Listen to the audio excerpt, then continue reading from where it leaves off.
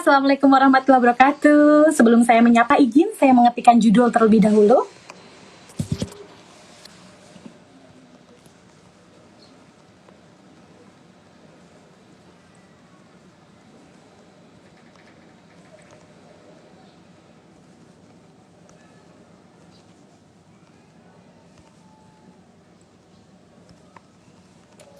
Halo, wah udah banyak ya. Mohon izin saya sedang mengetikkan judul buat dipin supaya nanti sobat PHR yang baru gabung langsung tahu sedang ada live apa ini. Seperti itu ya. Izin saya pin. Ya, sekali lagi Assalamualaikum warahmatullahi wabarakatuh. Selamat sore Sobat PHR. Selamat bergabung di live perdana OOTD Rokan, Obrolan of the Day, Wilayah Kerja Rokan. Saya Niki Nisita, saat ini bekerja di Pertamina Hulu Rokan sebagai junior analis di tim TTPC under OMBS di Operation and Maintenance Team pastinya. Sebentar, saya akan mengecilkan volume supaya tidak ada bunyi-bunyi. Ya, Sobat PHR, OOTD Rokan atau Obrolan of the Day Wilayah Kerja Rokan ini merupakan sebuah wadah ya untuk ngobrol ringan seputar wilayah kerja Rokan dari hal-hal menarik, yaitu meliputi wilayah kerjanya, kemudian budaya kerjanya, mitra binaan, hingga kisah inspiratif para perwiranya. Oh ya, Sobat PHR, tak kenal maka tak sayang, maka WK Rokan ini mulai bergabung dengan PHR sejak 9 Agustus 2021 dan merupakan salah satu blok migas terbesar di Indonesia dengan fokus pengeboran masif, namun tetap prioritas utamanya adalah keselamatan. Related sekali ya dengan judul ngobrol-ngobrol kita di OOTD episode pertama sore hari ini. Sekali lagi judul dari OOTD kita sore hari ini mengenai kiat selamat di pekerjaan dan aktivitas sehari-hari. Topik kali ini memang dipilih untuk memperkenalkan kepada para sobat PHR semuanya tentang manajemen keselamatan di dunia migas, khususnya di PHR. Seperti itu, memberikan tips-tips menjaga keselamatan sekalipun mungkin sobat PHR sedang WFH ya, dan juga membahas hal-hal yang sebelumnya tidak terfikirkan oleh sobat PHR tentang pentingnya mengutamakan keselamatan di mana saja, seperti contohnya saat naik lift atau kemudian jangan menahan lift dengan tangan, atau mungkin yang paling sedikit simpel tapi perlu perhatian khusus, cara memilih kabel extension yang aman dan apa saja emergency kit di rumah. Saya mau sapa-sapa dulu ini buat yang sudah hadir Sobat PHR. Ada siapa ini yang barusan hadir? Ada Samuel Togu, halo Bang. Ada Bang Denny Hiras. Saya coba dari atas siapa yang tadi paling duluan hadir. Ada Mbak Danya atau Mas Danya Yayi, ada Mbak Kristi, our komite, kemudian ada Mbak Cintami, ada Mbak Nadila, kemudian ada Mbak Ria. Nih pada di mana aja nih lokasinya nih? Pada apakah seputaran Duri Rumbai, Pekanbaru? Ada yang jauh nggak? Oh, info Balikpapan join, berarti ada yang di Balikpapan ya Sobat PHR. Ada Medona, kemudian ada Mbak Petris, ada Mas Yusrim, ada Kamil ya, ada Mas Kamil dari Duri juga. Saya sudah sapa-sapa nih. Ada Mbak Deas di Duri nih, di Duriville tepatnya ya. Ada Mbak Ainun, Mas Andre. Wah, Jakarta hadir. Ada yang dari Medan juga, Petapahan. Wow, luar biasa. Mohon izin juga nanti mungkin akan saya mute komennya saat nanti sudah memanggil narasumber seperti itu. Nah, pada live ini akan ada kuis untuk para penonton yang berlangsung nanti di akhir acara. Jadi nanti kuis tersebut diperuntukkan untuk 5 sobat PHR yang aktif bertanya dan pertanyaannya terpilih oleh komite. Hadiah kuis tersebut adalah 5 voucher link aja dengan nilai masing-masing Rp100.000. Pemenang yang terpilih silahkan untuk kontak melalui direct message di Instagram @phr.pertamina untuk konfirmasi. So stay tune ya hingga akhir nanti sesi live. Duri hadir, Duri Riau, banyak juga ya dari Duri. Baiklah, langsung saja di pukul 16.05 saya akan mengundang narasumber kita, yaitu ada 2 pada sesi OOTD pertama ini, yaitu Mbak Elisa Mutiara dari tim Health Environment and Safety, beliau ada engineer di dalamnya. Kemudian ada Bang Tameng Nabaga dari Field Operation Team, beliau adalah tim manager. Baik, mohon izin Sobat PHR.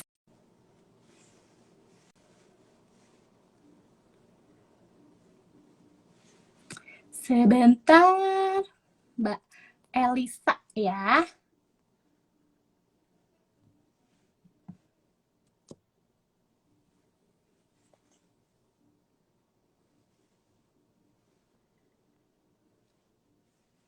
Accept. Saya akan accept, kemudian Bang Tameng juga akan saya accept. Apakah? Hai. Halo Mbak Niken, Sobat PHR semua. Halo, saya coba accept Bang Tameng Nabaga ya. Semoga berhasil. Ini Mbak Elisa nih ngomong-ngomong ya Sobat PHR, sembari saya melakukan accepting lagi ke Bang Tameng. Ini beliau juga seorang host yang terkenal loh di PHR ya. Teman diskusi untuk QCard dan lain sebagainya. Mbak El, apa kabar Mbak El? Baik, kabar baik. Alhamdulillah. Mbak Niken apa kabar? Alhamdulillah. Ya masih WFH sih kalau saya. Mbak Els juga ya? Iya, masih WFH muncul sampai sekarang. Halo Bang Tameng, apa kabar? Halo, alhamdulillah baik. Mbak Elisa. Halo Bang Tameng. Sobat PHR, saya izin turn off commenting. Apa kabarnya nih? Seneng banget saya live ya, bisa langsung dipertemukan dengan dua narasumber yang luar biasa di perdana live-nya OOTD. Boleh cerita sedikit nggak tentang background pendidikan dan pengalaman kerja di dunia migas, Mbak Els, Bang Tameng, dan apa aja sih tugas dan pekerjaannya di PHR? Mbak Els dulu deh, silakan. Oke, thank you so much. Selamat sore, Sobat PHR semua. Izin nyapa juga, seneng banget ini di OOTD Perdana, boleh sharing-sharing dan makin mengenal lagi, dan teman-teman juga ada kesempatan untuk mengenal WK Rokan lebih jauh lagi bersama perwiranya. Nah, jadi Mbak Niken, bener banget, saya sebagai Health Engineer, atau Health itu kepanjangannya kalau buat teman-teman yang belum tahu, Health, Environment, and Safety Engineer, dan kalau di bahasa Indonesianya biasanya kita kenal sebagai K3 atau Kesehatan Keselamatan Kerja. Nah, saya sendiri saat ini diamanahkan untuk mengambil posisi sebagai Health Engineer yang spesifik untuk bagian health, jadi terkait dengan kesehatan kerja. Nah, background pendidikannya kebetulan masih relatable, sangat align Mbak Niken. Jadi background pendidikan saya di Fakultas Kesehatan Masyarakat, jurusannya Kesehatan Keselamatan Kerja. Jadi kurang lebih seperti itu. Dan kalau pada pengen tahu, ini health, ini sama nggak sih sama medical, bedanya gimana? Nah, kalau saya ini di kesehatan kerja, khususnya occupational health, ini di bagian HSE, jadi berbeda lagi dengan health and medical. Nah, tugas saya adalah untuk melindungi kesehatan pekerja, atau gimana caranya untuk mengendalikan resiko dari bahaya kesehatan yang ada di lingkungan kerja. Jadi intinya untuk menjaga kesehatan semua pekerja. Kurang lebih kayak gitu gambaran singkat pekerjaan saya, Mbak Niken. Keren banget ya, so related dengan diskusi kita ya Sobat PHR. Baik, kalau Bang Tameng silahkan bercerita mengenai background pendidikan, kemudian di pekerjaan Bang Tameng, aktivitas pekerjaannya seperti apa. Silahkan. Makasih Mbak Niken. Selamat sore semua nih, Sobat PHR. Ini pertama kali nih, seperti yang disampaikan Mbak Elisa juga. Jadi, nama saya Tameng Nabaga. Kalau diartikan itu, Tameng itu perisai, Nabaga itu negara, bangsa, dan agama. Mungkin dulu orang tua saya tuh bercita-cita untuk masukkan tentara barangkali ya. Tapi terus terang cita-cita saya dari kecil ingin masuk Pertamina, karena di Sungai Paning itu ada Pertamina tidak jauh dari rumah saya. Saya bekerja di oil and gas sudah 15 tahun. Background saya itu teknik sipil. Jadi tahun 2006 lalu itu ikut sama-sama teman-teman ya. Alhamdulillah bisa bekerja di oil and gas. Tugas saya di operation field itu salah satu adalah mengelola critical fasilitas ya, bertanggung jawab penuh memastikan dalam kondisi apakah fasilitas itu baik atau tidak. Setelah itu memastikan seluruh kegiatan operasional kita di lapangan itu berjalan lancar atau tidak, seperti itu. Jadi terus terang di field operation itu sangat luas ya. kita dari selatan sampai ke sentral sampai ke north itu fasilitas kita semua di sana. Jadi memang harus konsisten dan komit dalam mengimplementasikan bagaimana fasilitas itu bisa berjalan dengan baik dan lancar. Gitu Mbak Niken. Wow, berarti kalau tadi Mbak Els menyebutkan masih WFA, sekarang Bang Tameng berarti di lokasi ya, di field ya? Iya benar, di lokasi. Cuman hari ini masih off nih. Besok sudah on the spot ke field ya? Oh, Iya keren benar. sekali. Keren sekali ya Sobat PHR, dua narasumber kita ini yang ternyata memang sangat mempunyai pengalaman di bidang keselamatan. Masuk ke inti topik kita deh, yaitu tentang keselamatan di pekerjaan dan aktivitas sehari-hari. Ada nggak sih hal-hal menarik yang patut diketahui oleh Sobat PHR mengenai pekerjaan dari Mbak Elisa dan Bang Tameng? Misalnya tantangan pekerjaan atau bagaimana kondisi di lapangan. Boleh Bang Tameng, silahkan. Iya, makasih nih. Ini menarik nih buat saya mau jawabnya. Pertama, kalau menarik ya, ini kan ada dua ya, menarik dan tantangan gitu ya. Kalau menariknya, mungkin kebanyakan orang juga bercita-cita untuk bisa bekerja di oil and gas atau di migas gitu ya. Karena pekerjaannya yang kompleksitas dan tantangannya, gentleman gitu ya. Seolah-olah bekerja di oil and gas itu orang yang gentleman gitu. Namun di balik itu memang tantangannya sangat luar biasa ya. Kalau saya ceritakan di field operation itu, kita bekerja di area yang sangat luas, dari selatan yang saya bilang tadi sampai ke north itu, kita ada ribuan kilometer persegi gitu. Dan di dalamnya itu ada banyak fasilitas, dari sumur sampai ke fasilitas pengolahan. Saya ingin menggambarkan sesuai laporan IJMS di bulan lalu, dari north, mobilitas kita ada 274 kilometer. Jadi kalau kita bandingkan dengan pergi ke Jakarta, Jakarta itu dari Riau ke Jakarta itu sekitar 1.234 km. Jadi dalam satu bulan itu kita bolak-baliknya 222 kali. Bayangkan. Jadi kalau kita bagi 30 hari kemarin bulan September, itu sekitar 7,5 kali. Jadi nih ke Jakarta balik-balik gitu ya, ke Riau gitu. Seperti itu kondisinya. Belum lagi kondisi di lapangan, teman-teman juga bekerja di malam hari, di kondisi hujan gitu ya, dan juga lokasi kita, jalan kita itu belum kelas A atau kelas B semua gitu. Ada beberapa yang masih kelas C atau jalan tanah. Yang berikutnya, saya pikir fokus kita saat ini adalah pencapaian target produksi. Saat ini tentu sedang banyak-banyaknya kegiatan drilling ya, jadi banyak kegiatan simultan yang dilakukan oleh berbagai tim, baik itu DNC, tim project, maintenance, function team. Nah, itu berkumpul di suatu area, di field operation gitu. Nah, bayangkan berapa crowdednya kondisi di lapangan saat ini. Jadi, bagaimana kita bisa mengelola kondisi seperti itu, lintas function, lintas tim, untuk memastikan bahwa lapangan itu yang berisiko tinggi, itu bisa di-manage. Sehingga kita bisa mencegah kondisi-kondisi yang tidak terkontrol, bisa kita kontrol. Yang ketiga adalah dari sisi kaitannya dengan kita ya, seperti yang kita tahu, kita sudah aging dan juga fasilitas kita memiliki tingkat risiko yang tinggi gitu ya.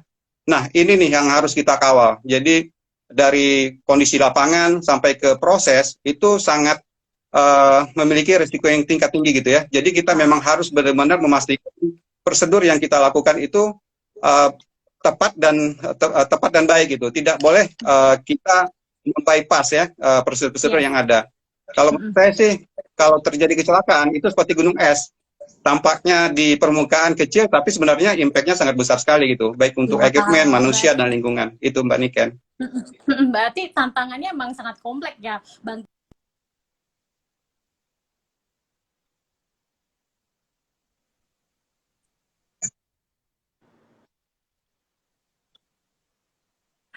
Dilanjut.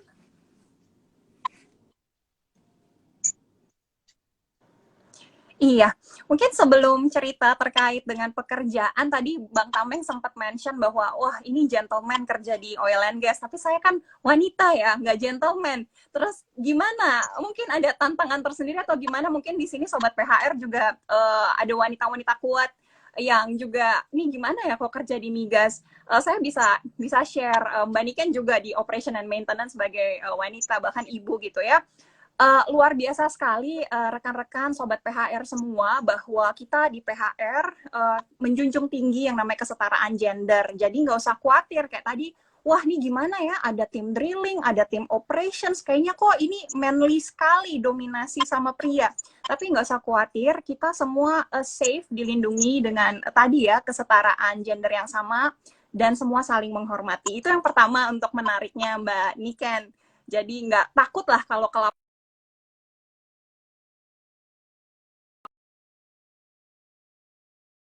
Nah, tadi saya sempat secara spesifik di bijak. Yang menarik kan keselamatan kerja. Nah, antara kesehatan sama keselamatan nih ada challenge-nya tersendiri untuk yang praktisi di bidang kesehatan kerja. Kenapa? Nah, kalau keselamatan kerja itu dampaknya misalkan kita mungkin gampang untuk relate-nya gitu ya. Kayak contohnya, oh ini kecelakaan, atau sekecil kayak, oh ini kebeset kertas tajam. Orang tuh bisa dengan mudah memahami bahaya maupun resikonya. Atau misalkan, oh nanti terjatuh dan lain sebagainya. Nah, kalau kesehatan nih agak unik. Sebagai contoh kalau di kehidupan sehari-hari. Kalau bahaya kita tahu lah ya, bahaya rokok. Kita tahu bahwa rokok berbahaya dan bisa mengganggu kesehatan. Nah, cuma ternyata yang jadi challengeable dan jadi tantangan terkait dengan kesehatan adalah, oh kayaknya saudara saya atau ayah saya walaupun merokok tapi baik-baik aja. Nah, ada satu faktor yang menarik tentang kesehatan adalah dampaknya itu dalam jangka yang panjang atau bahkan belum tentu muncul gitu. Nah, yang menjadi tantangan spesifik bagi praktisi kesehatan kerja adalah bagaimana caranya kami membantu rekan-rekan untuk memahami atau memiliki pemahaman yang sama, awareness yang sama terkait bahaya maupun resiko kesehatan tersebut. Nah, ini sangat penting. Kenapa? Karena dengan mendapatkan dukungan dari rekan-rekan bahwa ya ini saya mengikuti program kesehatan kerja bukan karena dari top down gitu ya, dia harus dilakukan, tapi karena awareness dan kesadaran, oh ya ini penting bagi saya. Jadi itu challenge tersendiri untuk praktisi kesehatan kerja. Dan kalau misalkan apa yang menarik ketika kami melakukan implement programnya, contohnya misalkan saya di bidang occupational health, occupational hygiene melakukan yang namanya pemantauan higiene industri. Nah, itu biasanya kerjanya sampling-sampling Mbak Niken dan Sobat PHR semua. Jadi ngukur-ngukur tingkat pencahayaan, ngukur kadar debu di udara, dan lain sebagainya gitu. Nah, ini di kondisi pandemi, mungkin ada sedikit was-was, nanti kalau nanti samplernya datang gimana ya, nanti ada orang lain, terus saya kontak dekat, dan lain sebagainya. Nah, itu salah satu contoh bagaimana caranya kami juga melakukan komunikasi, dan bahwa ini penting untuk kita bersama, kita harus melakukan program ini demi kesehatan kita juga. Nah, dengan proses dan komitmen yang kuat antara bersama ya, dari pimpinan dan juga semua rekan-rekan, alhamdulillah pemantauan higiene industri walaupun di kondisi pandemi untuk mengukur sampling area maupun personal itu bisa berjalan dengan lancar. Itu mungkin boleh sedikit cerita Mbak Niken.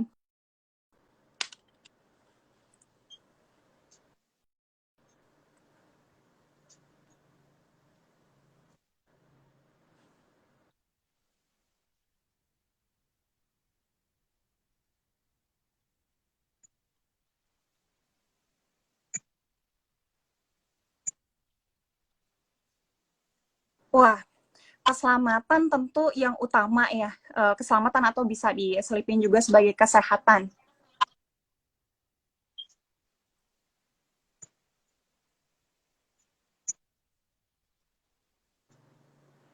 Iya, betul banget Mbak Niken. Nah, iya. Iya, pentingnya keselamatan ya? Khususnya keselamatan kesehatan kerja. Iya, bener, ada lag sedikit, sorry. Mungkin, iya kalau saya boleh sambung lagi, iya, keselamatan kesehatan kerja tentu menjadi hal prioritas atau yang utama gitu ya. Pertama, kita bekerja pasti punya tujuan. Setiap kita masing-masing punya tujuannya tersendiri. Baik memang ingin berkarya, ingin mendedikasikan skill kita atau kemampuan kita, dan juga tentu kita juga mencari nafkah. Nafkah juga bagi rekan-rekan untuk keluarga atau buat orang lain yang kita support. Nah, bayangkan jika kita yang memiliki tujuan ketika bekerja, tapi kemudian kita sakit, atau kita celaka, amit-amit gitu ya. Nah, tentu akhirnya tujuan dari kita mau bekerja tadi jadi tidak tercapai. Nah, dari sini kita bisa tentu menjadi sepakat bahwa semua orang tentu akan harus peduli akan kesehatan dan keselamatan. Kalau boleh dikasih tagline ini sedikit, Sobat PHR semua, bahwa safety is everybody's business. Nggak cuma bahwa, oh ini urusan keselamatan,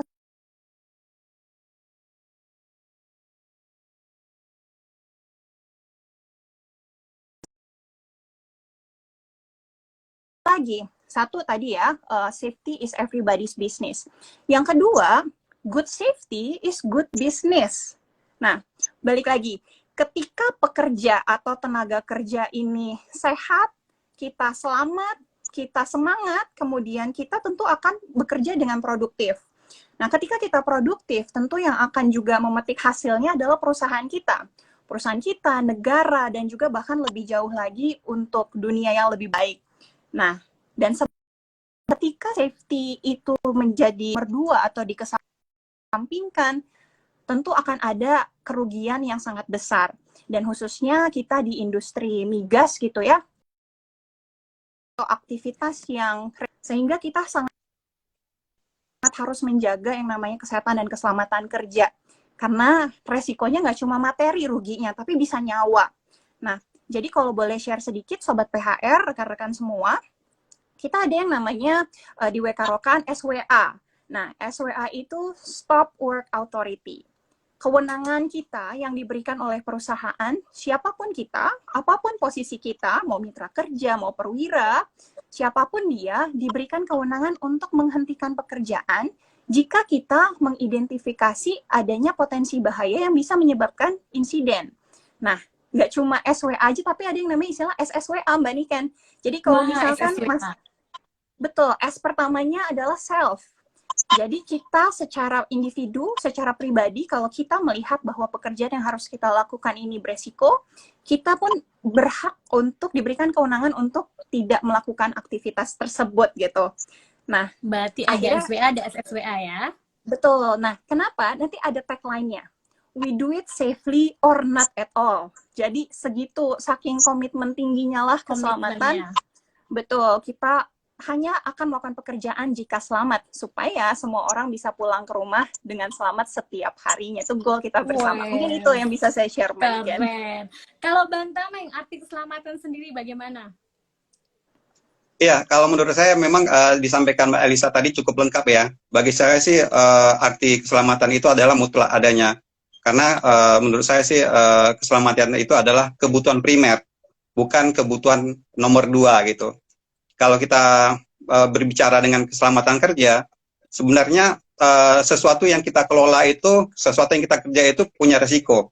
Kalau dia terjadi kecelakaan, tentu pekerjaan yang kita akan kerjakan itu tidak akan bisa dilakukan gitu.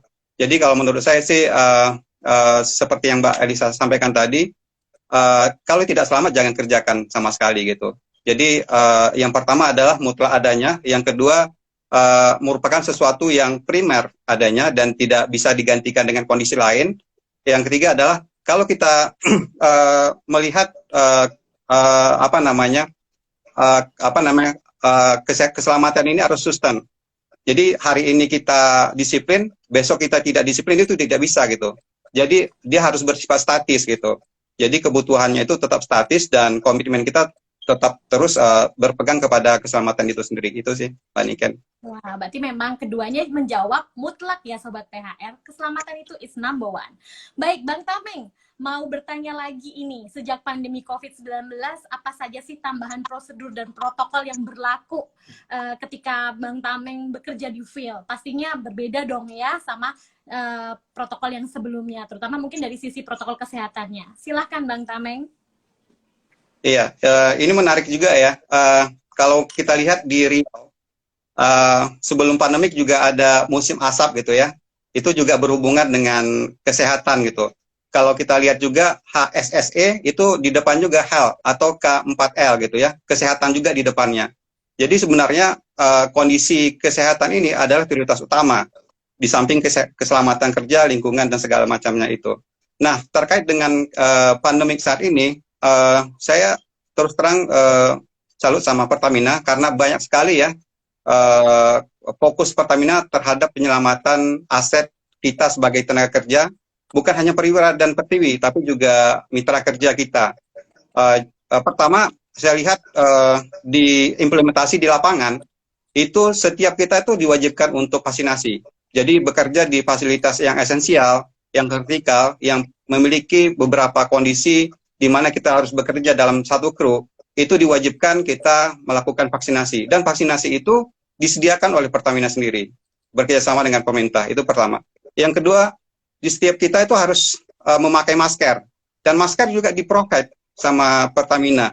Jadi setiap minggu itu dibagikan sama kita. Dan juga di setiap fasilitas ada tempat cuci tangan, seperti itu. Saya pikir memang itu salah satu kondisi hardening safeguard yang diberikan oleh Pertamina. Nah, dari sisi safeguard-nya adalah seperti setiap pagi kita melakukan absen. Nah, di absen itu juga kita melakukan deklarasi apakah kita dalam kondisi sehat atau tidak. Nah, bagi saya hal-hal yang berhubungan dengan soft safeguard itu harusnya kita sesuai dengan budaya Pertamina. Salah satunya adalah akhlak, yang pertama di depannya adalah amanah atau jujur gitu ya, atau kita integritas gitu ya. Jadi apapun yang kita isi, kita harus sesuai dengan kondisi kita aja. Jadi kita melindungi diri kita sendiri adalah untuk melindungi orang lain juga. Itu Mbak Niken dari saya. Baik, kalau dari Mbak El, gimana selama pandemi, apa yang berbeda dari sebelumnya protokol di pekerjaan ataupun protokol kesehatannya?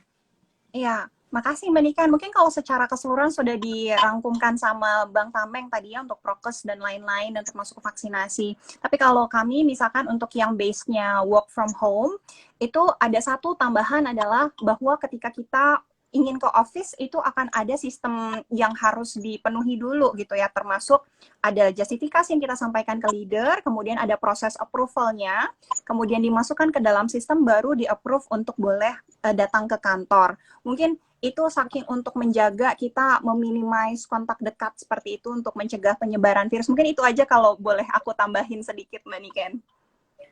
Sebentar. Saya teringat bedanya itu satu lagi kalau nggak salah kompartemen itu saya kurang mengerti karena kebetulan saya tidak kompartemen ya. Ini kompartemen itu apa sih Mbak El, Bang Tameng? Mungkin Mbak Els dulu deh.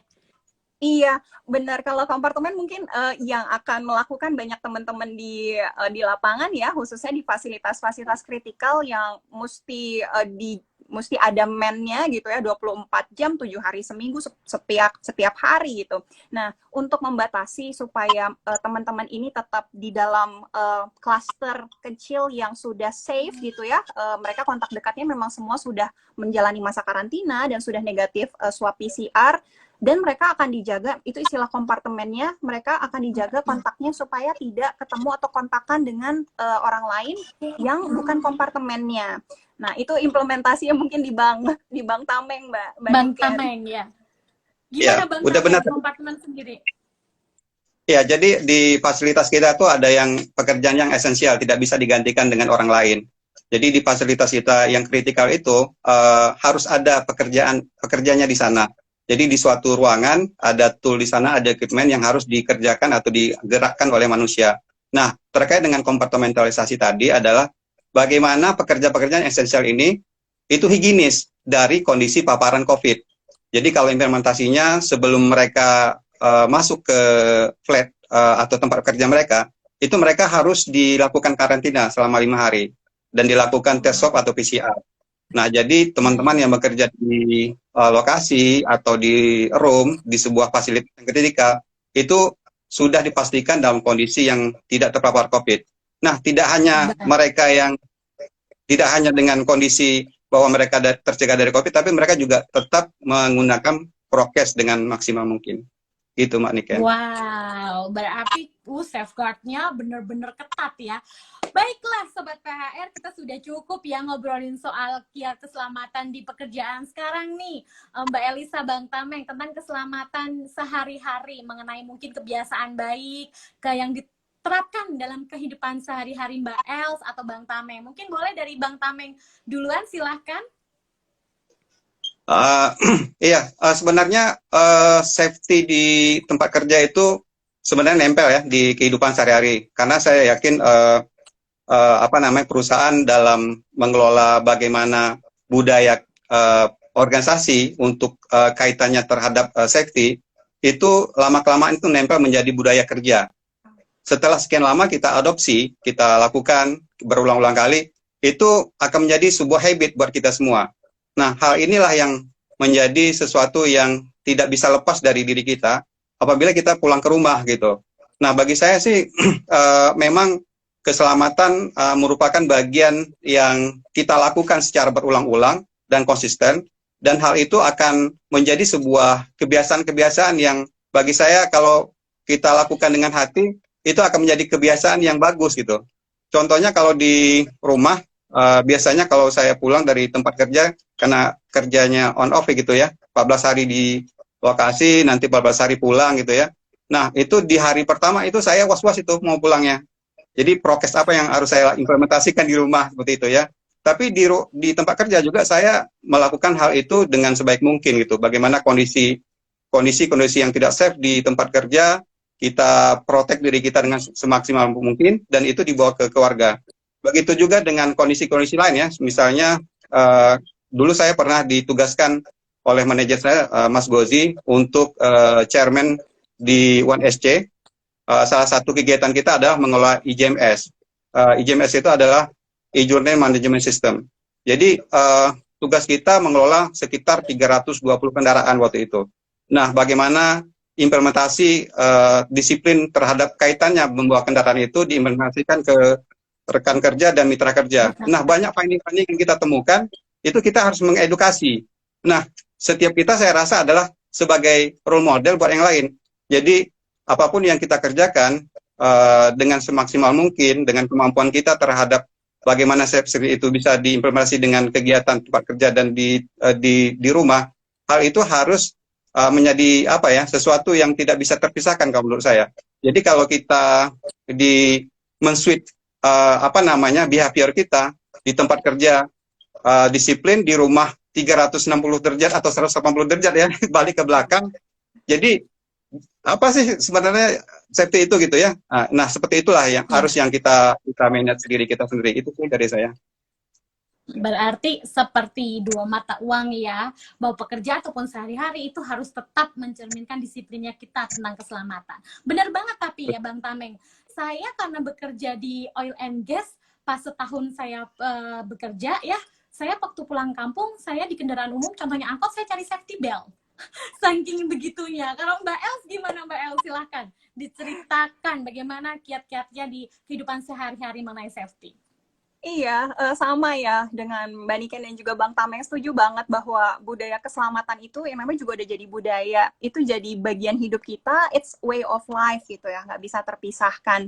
Dan kalau saya sendiri, karena memang dari pertama masuk di sini juga di tim HAS gitu ya, sangat mendarah daging gitu untuk prinsip untuk keselamatan kesehatan kerja. Kalau saya juga boleh share di sini, teman-teman, ada dua prinsip ketika kita sebenarnya inti dari keselamatan dan kesehatan kerja. Yang pertama adalah melakukan identifikasi, kenali potensi bahaya dan resikonya.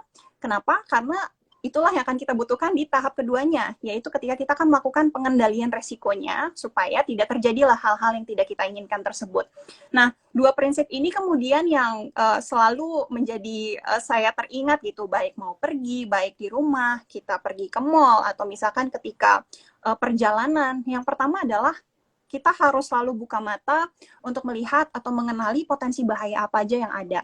Dan potensi bahaya ini nggak cuma ada di luar, tapi di rumah pun ada. Nah, kalau di sini kita juga di namanya proses managing safe work dulu ya, sekarang safe work practice, itu ada yang namanya hazard identification wheel atau hazard wheel. Itu membantu kita untuk melihat yang mungkin biasanya kita ngeliat, oh ini kayak cuma colokan biasa, setiap hari kita lihat di rumah. Tapi enggak, sebetulnya itu menyimpan potensi bahaya kalau itu berkontakkan dengan kita, ada resiko di sana. Atau misalkan kita melihat laci di dapur atau laci meja kerja terbuka, itu ada potensi sebetulnya bahaya, entah kita tersandung atau kita kejepit ketika nutup. Jadi hal-hal itu yang membuat saya selalu aware untuk melihat sekitar, apa aja sih potensi bahayanya, kemudian kita kendalikan. Nah, untuk saya pribadi, khususnya ketika pandemi terjadi, Mbak, kita kan kemudian jadi beralih gitu ya dari yang settingannya kantor harus WFH. Nah, hal pertama sekali yang saya lihat signifikan perubahan dan potensi bahayanya adalah bahaya ergonomi sebetulnya. Nah, bahaya ergonomi maksudnya gimana? Ergonomi itu adalah kesesuaian antara lingkungan kerja atau pekerjaan kita dengan kita sebagai manusia atau pekerjanya. Nah, ketika dulu berkantor di kantor gitu ya, ada workstation yang sudah didesain sedemikian rupa, baik itu meja yang ergonomis, kursi ergonomis, semua settingannya tuh sudah oke, lingkungan kerja. Nah, ketika kita pindah ke rumah, tentu itu menjadi hal yang baru. Wah, ini tempatnya beda lagi. Nah, karena saya sudah mengidentifikasi ini ada potensi bahaya ergonomi, saya mesti punya workstation yang ergonomi supaya saya nggak pegel-pegel, supaya saya tetap sehat, selamat, dan nyaman. Nah, ya udah, mungkin ini juga bisa jadi ide teman-teman. Misalkan untuk meja kerja gitu ya, meja kerja nggak perlu beli furniture mahal-mahal, tapi bisa juga misalkan gunakan meja setrika. Nah, ini uniknya meja setrika yang bisa diatur ketinggiannya Mbak Niken. Karena ternyata ergonomi itu kan betul, itu sangat membantu karena sebenarnya postur netral manusia itu bukan duduk, tapi sebenarnya berdiri atau kita kalau tidur juga karena lurus gitu ya tulang belakangnya. Jadi sebisa mungkin memang kita itu berdiri sehingga ketika WFH saya utilize meja setrika itu menolong sekali supaya nggak pegel-pegel. Nah, ngomongin pegel-pegel nih, teman-teman di sini sobat PHR, ada nggak yang suka ngerasa, aduh, nih kayaknya nyeri di jempol misalkan karena sering ngetik WA, atau misalkan sering ngepoin Instagram, jadinya jarinya juga pegel-pegel, atau sering menggunakan laptop, karena sebenarnya laptop itu kan tidak didesain untuk penggunaan jangka panjang gitu ya, maksudnya waktu yang lama. Karena dia kecil dan kita jadi harus nunduk, pegel lah di bahunya. Nah, teman-teman ketika ada nyeri kayak gitu, mungkin ini sekalian awareness bersama, itu jangan dianggap, oh itu biasa, nanti dipijit-pijit pun hilang. Tapi enggak, sebetulnya itu adalah teriakan minta tolong tubuh bahwa ini ada sesuatu yang perlu diperbaiki. Entah mungkin postur atau keseharian kita yang nggak netral gitu ya. Nah, contoh lain misalkan Mbak Niken kalau buat aktivitas seharian terkait dengan ergonomi, apakah ketika misalnya teman-teman di rumah ada yang punya anak kecil mau menggendong misalkan, kalau anaknya dari bawah pengen kita naik, kita pengen angkat, nah maka ada satu yang resiko untuk cedera tulang belakang. Jangan sampai kita pas ngangkat malah sakit. Nah, yang perlu diperhatikan adalah postur netralnya. Makanya pertahankan tulang belakangnya tetap lurus. Ngangkat-ngangkat box banyak sekali. Ternyata resiko dan kita bisa kendalikan ketika kita mengenali potensi bahayanya tuh apa. Mungkin itu yang kalau bisa aku share Mbak Niken. Wow, seru banget ya ternyata Sobat PHR. Tak terasa sudah 16.38, masih ada saya simpelkan pertanyaannya deh. Ini pertanyaan yang dari kita ya. Nanti Sobat PHR silakan siap-siap. Dijawab saja dengan singkat. Bagaimana cara Bang Tameng atau Mbak Els untuk keselamatan di lingkungan rumah atau perjalanan keluar rumah dan lainnya. Hal-hal yang mungkin banyak masyarakat atau Sobat PHR belum tahu. Contoh nih kalau di saya tempat tinggal gitu kan, karena kebetulan di area komplek Pertamina Hulu Rokan Rumbai, kadang ada teman kita dari hewan lain datang, jadi harus sampah di depan rumah atau di belakang rumah harus benar-benar dibersihkan supaya tidak didatengin seperti itu. Kalau dari Bang Tameng atau Mbak Els, dengan singkat aja, apa aja sih yang perlu diketahui? Iya, kalau saya sih biasanya melakukan asesmen, sudah itu dilakukan inventory, udah itu dilakukan mitigasi gitu. Jadi kalau misalnya ketemu sesuatu di lingkungan, misalnya rumah pernah masuk ular misalnya, gimana sih mitigasinya? Oh ternyata harus bikin partisi di depan rumah gitu ya, di depan pintu, seperti partisinya untuk anak bayi gitu ya. Nah supaya ular ini tidak bisa masuk rumah. Seperti itu sih salah satunya. Yang kedua kalau misalnya kita meninggalkan, ya kalau saya kan misalnya di luar nih, biasanya memastikan kondisi rumah itu sudah aman selama kita tinggalkan, seperti itu Mbak Niken. Oke, untuk emergency kit gimana? Tetap tersedia ya Bang Tameng ya? Iya dong. Iya dong. Kalau Mbak El gimana? Bisa diceritakan mungkin kalau perjalanan apa aja sih yang perlu dipersiapkan? Yang mungkin teman-teman Sobat THR belum tahu nih. Iya, mungkin bukan hal yang baru ya. Yang jelas kita merencanakan lah kita mau kemana. Nah, ketika kita mau kemana ini, salah satunya yang perlu kita ketahui adalah nomor-nomor penting, Mbak Niken. Jadi, nomor penting tuh apa aja? Misalkan, apakah pemadam kebakaran, apakah nomor kontak rumah sakit terdekat, dimanapun kita berada, itu sebaiknya kita simpan atau kita catat. Nah, terus mungkin selalu ide yang baik, teman-teman sekarang kan ada banyak video tutor dan lain sebagainya, kita untuk tahu memperkaya kapasitas diri. Kalau misalkan first aid, apa aja yang harus dilakukan? Kalau ada kebakaran kecil seperti apa? Nah, cuma yang selalu diingat adalah ketika terjadi sesuatu yang tidak diinginkan, please always stay calm, jangan panik, karena nanti malah jadi insiden kalau kita panik gitu ya. Stay calm, dan prinsip ketika kita juga akan melakukan penyelamatan, kalau emang akan harus melakukan sesuatu penyelamatan, adalah pastikan keselamatan diri dahulu. Kalau bisa kita lakukan hal tersebut, kita lakukan. Tapi kalau tidak, jangan lakukan dan kita minta pertolongan. Mungkin itu aja, Mbak Niken. Baik, terima kasih Mbak El dan Bang Tameng. Keren banget ya kiat-kiat keselamatan di pekerjaan dan aktivitas sehari-hari. Sekarang saatnya Sobat PR untuk bertanya. Kita akan close di 17.00 dan sekarang sudah 16.41. Langsung saja mungkin saya bacakan pertanyaan yang terpilih. Selamat kepada @ejanitra. Bagaimana cara menularkan awareness keselamatan ke anggota keluarga? Apa ada tips dan triknya? Mungkin Bang Tameng bisa silakan menjawab. Iya, kalau salah satu trik saya sih selalu ajak diskusi ya. Kalau saya di rumah tuh punya anak-anak 3 orang yang masih sekolah kecil ya, 2 kecil. Jadi biasanya saya memberikan contoh sih. Kalau sesuatu kejadian dikasihkan contoh akibatnya apa gitu. Jadi kalau dia manjat itu sering nanya tuh, ini kenapa nih nanti ya? Jatuhnya seperti apa? Lukanya seperti apa? Seperti itu. Jadi kita sesuatu ini sih pertanyaan sebab akibat gitu. Biasanya seperti itu kalau saya di rumah. Baik, Mungkin Mbak Elisa jadi memang dengan contoh ini ya. lain. Baik, nextnya pertanyaan untuk Mbak Elisa mungkin ya. Kita baca pertanyaannya adalah, izin bertanya kepada Mbak Elisa dari Bapak @Febrianto Siregar 23. Apabila terjadi kecelakaan bekerja di lapangan seperti terkena gas yang beracun, apa pertolongan pertama yang harus dilakukan? Nah, oke, makasih pertanyaannya, Bapak. Maaf, saya lupa namanya siapa. Jadi, Pak Febri, terima kasih atas pertanyaannya. Nah, sebenarnya enggak, kita punya namanya prosedur yang mengatur gitu ya ketika ada emergency, dan baik perwira maupun semua mitra kerja itu sebelum melakukan pekerjaan itu semua sudah disiapkan. Worst case scenario, kemudian jika ada sesuatu hal yang tidak diinginkan seperti tadi misalnya semburan gas atau apapun yang insiden yang dilakukan, ada protokolnya. Jadi nggak serta-merta bahwa setiap ada insiden maka kita harus bereaksi, itu tidak. Yang pertama adalah stay calm dan tetap ikuti prosedurnya. Dan ketika seluruh prosedur sudah diatur, tentunya terkait dengan kondisi emergency atau site emergency response preparedness itu sudah ready, maka kita biarkan orang yang memang punya kompetensinya untuk melakukan bagiannya. Dan kalau di wilayah PHR, yang penting yang pertama kita lakukan ketika terjadi insiden yang tidak kita inginkan adalah laporkan. Seperti itu. Jadi tetap untuk penanganan kita serahkan ke mereka yang punya kompetensinya gitu. Dan bagian kita paling tidak melaporkan. Oh, berarti tetap ada prosedur dan tenang saja, ada people yang sudah tersertify dan berkompeten di situ. Begitu betul, ya. Semua perencanaannya betul. Next, pertanyaan ketiga untuk Bang Tameng mungkin ya. Apabila di lapangan PHR ditemukan karyawan yang tidak menerapkan K3 dengan baik dan benar, bagaimana itu Bang Tameng?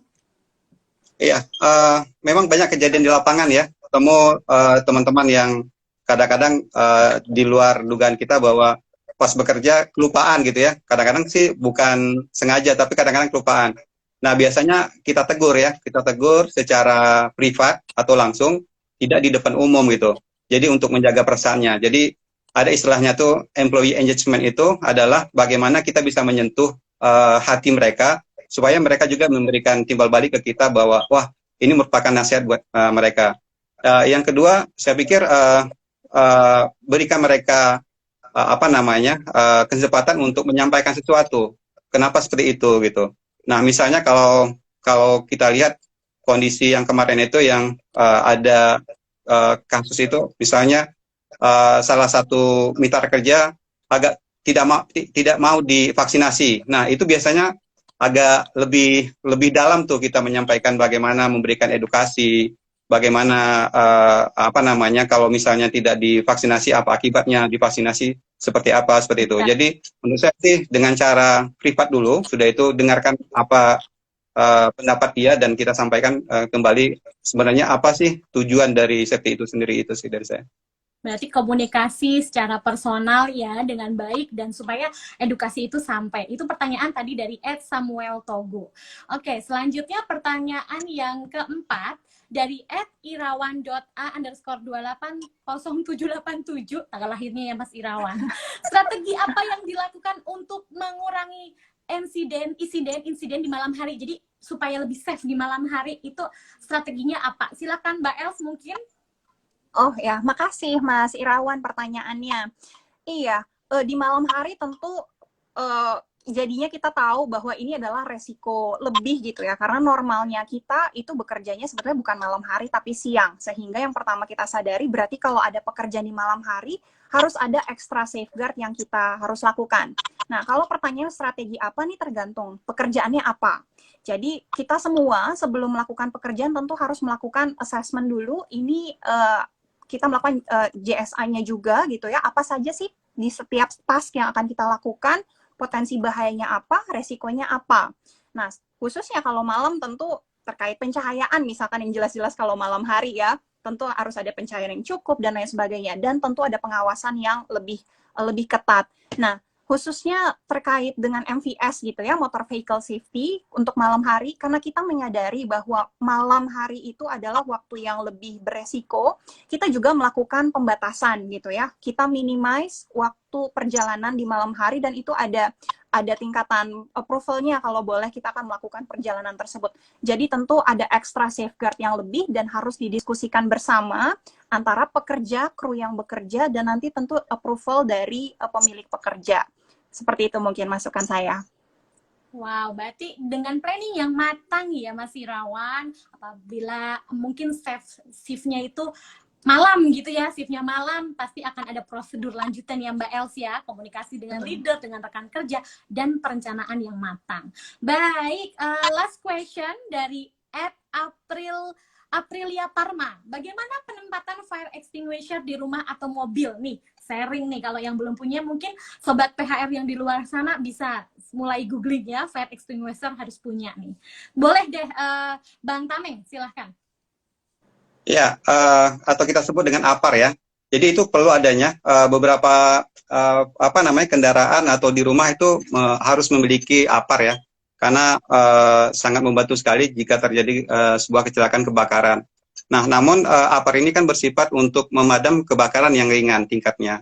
Cuman beberapa kondisi barangkali di saat kita bekerja di lokasi yang memiliki potensi kebakaran besar itu tidak bisa lagi APAR, tapi mungkin bisa dengan kondisi seperti fire hydrant seperti itu ya, untuk bisa di-provide di sebuah fasilitas. Bagi saya di kendaraan tentu ada tempat yang cukup aman untuk ditaruh, misalnya di bagian-bagian yang tidak sering disentuh oleh kaki atau tangan ya, tapi mudah diambil gitu, dan mudah diakses seperti itu. Di rumah juga seperti itu. Jadi kalau misalnya di rumah sebaiknya itu ditempatkan di lokasi-lokasi yang mudah dijangkau. Misalnya di dapur, tidak berdekatan dengan kondisi temperatur yang panas, di lokasi yang bisa aman dari jangkauan anak-anak gitu ya. Kan ada namanya lock gitu ya. Jadi kadang-kadang kalau kita punya anak kecil tuh sering ganggu tuh locknya gitu ya, dipencet-pencet seperti itu. Jadi dijauhi dari kondisi-kondisi yang tidak aman buat anak-anak. Itu sih Mbak Niken dari saya. Kalau boleh nambahin berarti Mbak memang yang Niken, mudah dijangkau. sedikit Boleh nambahin silahkan. pertanyaan Ya, tentang penempatan. Jadi selain yang tadi Bang Tameng sampaikan, jangan lupa kalau misalkan di rumah misalnya ya, penempatan APAR itu di lokasi yang dekat dengan jalan keluar kita. Jadi jangan sampai ketika ada insiden api kecil itu terjadi, kita malah masuk ke dalam untuk ngambil, nanti kita malah jadi nggak bisa keluar. Jadi pastikan ditempatkan di dekat jalur keluar, dekat pintu dan lain sebagainya, yang aman juga ya.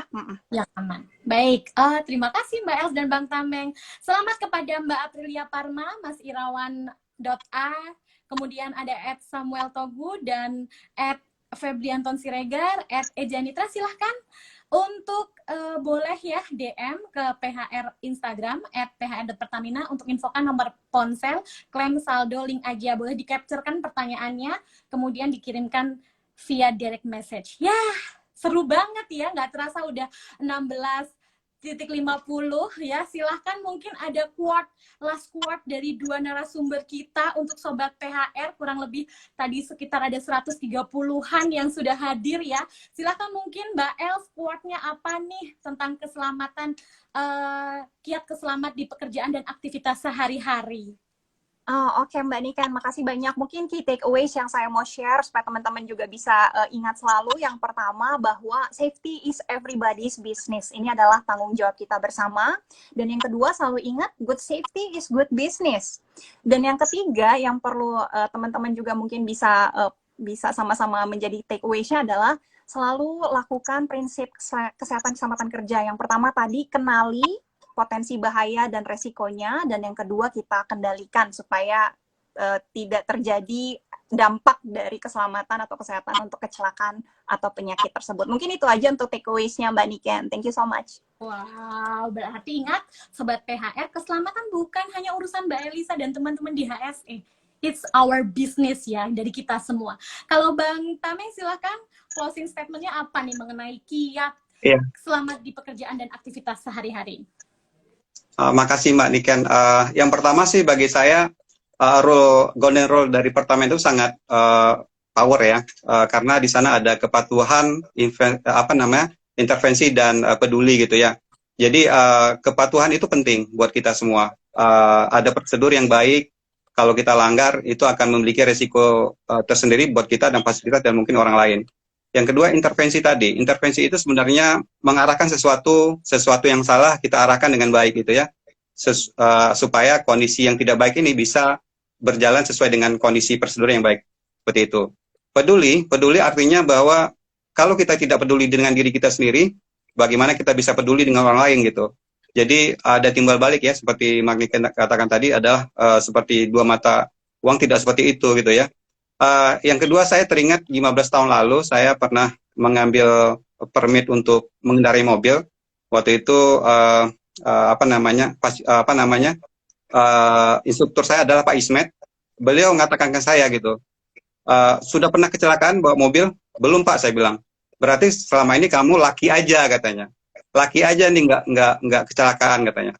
Nah ternyata jangan sampai kita seperti bahwa kita selama ini hanya keberuntungan aja gitu, tidak kita manage bahwa tidak sesuatu yang sesuatu yang kejadian nermis setiap hari atau setiap minggu yang kita rasakan tidak kita mitigasi lagi gitu. Oh kenapa ini terjadi? Bagaimana cara menghindarinya gitu, seperti itu. Nah, itu menurut saya itu sih pesan yang ingin saya sampaikan kepada teman-teman semua. Wow, Sobat PHR, given applause untuk dua narasumber kita, ada Mbak Elisa Mutiara dan Bang Tameng Namaga. Mbak Elisa, Bang Tameng, terima kasih banyak untuk kesediaannya menjadi narasumber di obrolan of the day WK Rokan sesi pertama. Buat Sobat PHR, jangan lupa nanti di tanggal 27 Oktober 2021 akan ada obrolan of the day WK Rokan sesi kedua dengan tema-tema yang menarik. Mungkin bisa jadi tema-tema yang memang dibutuhkan oleh Sobat PHR semuanya. Dan pastinya jangan lupa sebentar lagi kita akan RTO. Kalau ada bertanya-tanya, tips-triknya mungkin nanti di Instagram @phr.pertamina akan disampaikan tips dan triknya. Tenang saja. Always safety ya. Setiap harinya dimulai dari diri kita, karena safety adalah urusan kita semua. Disiplin dilakukan di pekerjaan ataupun di rumah. Itu tetap porsinya 100% untuk disiplin. Baik, jangan lupa buat Sobat PHR dan dua narasumber kita untuk selalu jaga kesehatan, selalu cuci tangan, memakai masker jika ingin keluar rumah, jauhi keramaian, jaga jarak, tidur cukup, dan rutin olahraga. Akhir kata Sobat PHR, saya Niken Nisita mengucapkan terima kasih banyak sekali lagi kepada Mbak El, Bang Tameng, dan seluruh Sobat PHR yang sudah hadir menemani obrolan of the day. Wilayah Kerja Rokan, sesi pertama mengenai kiat selamat di pekerjaan dan aktivitas sehari-hari.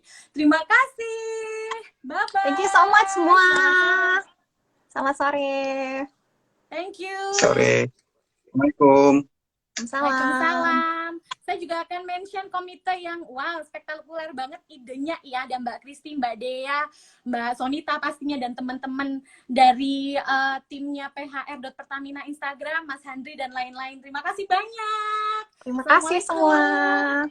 Waalaikumsalam. Waalaikumsalam.